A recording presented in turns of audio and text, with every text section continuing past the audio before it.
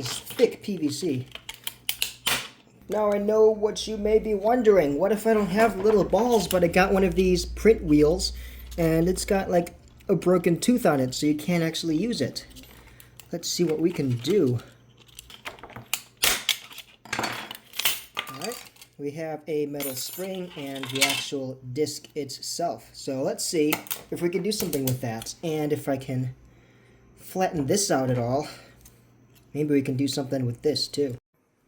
So the most promising is probably this flat metal spring. Ooh. Next up, the actual disc. Hey, and just for kicks, why not the broken piece of plastic?